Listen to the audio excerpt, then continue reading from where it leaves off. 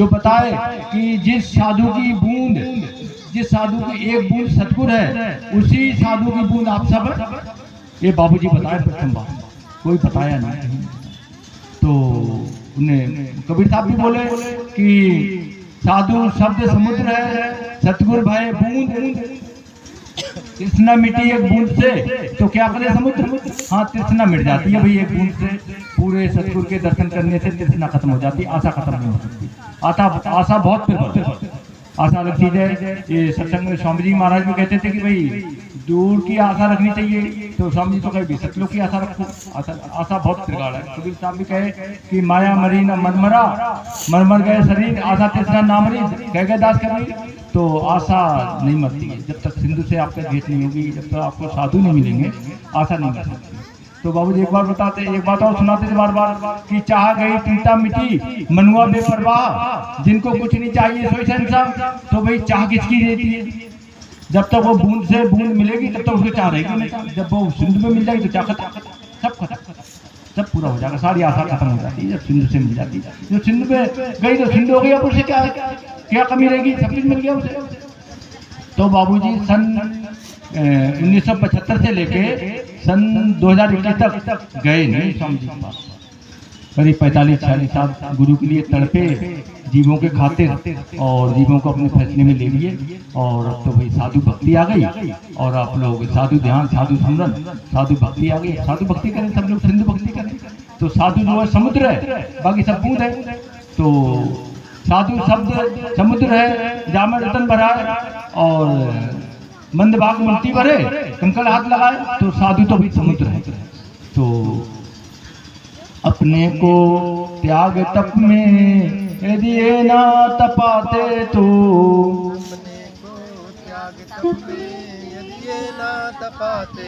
जीवों का किसी बात भी निस्तार ना होता, जीवों का किसी बात भी निस्तार ना होता।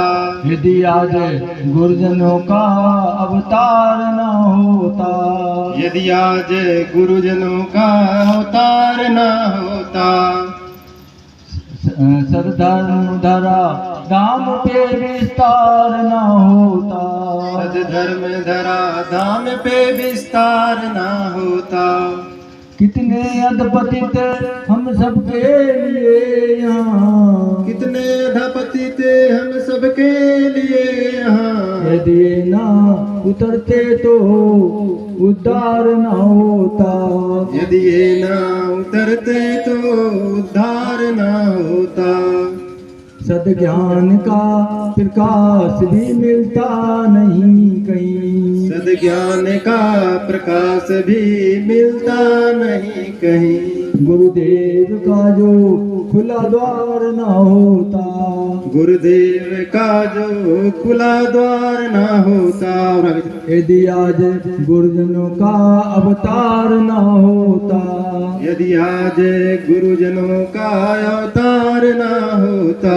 सदधर्म धरा धाम पे विस्तार न होता, सदधर्म धरा धाम पे विस्तार न होता। जिनकी कृपा बिना कोई पार न होता, जिनकी कृपा बिना कोई पार ना होता। तो भाई सतगुरु की कृपा, सतगुरु की कृपा, साधु की संगत बड़े भाग से पाए, ये सतगुरु की कृपा होता। जब वो बेटी छोटी होती है तो अपने माता पिता के साथ रहती है, माता पिता के यहाँ रहती है। जब वो बड़ी हो जाती है तो जब जवान हो जाती है वो, तो माता पिता उसके लिए बर ढूंढते हैं, फिर वो बर के हवाले कर देते हैं उसको, उसकी शादी करते हैं, वो अपने ससुराल चली जाती है, वहाँ वो मालिक बन जाती है और अपने पति के साथ रहती है। तो ऐसे ही जब वो ये जीवात्मा पूर्ण समझदार हो जाती है, और फिर सतगुरु भी सोचता है इसे आगे बढ़ा दो, फिर वो साधु के साथ पास भेज देता कि गुरु बतावे साधु को, साधु कहे गुरु पूज्य, अर्थ पर्थ के मेल में भाई अगम की सूझ।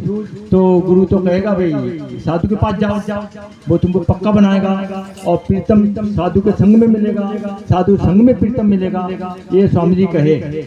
तो फिर साधु के पास जब आत्मा जाती है, जब साधु के पास जाते हैं तो साधु का काम है गुरु पूजवाना, वो तो गुरु पूजवाएगा।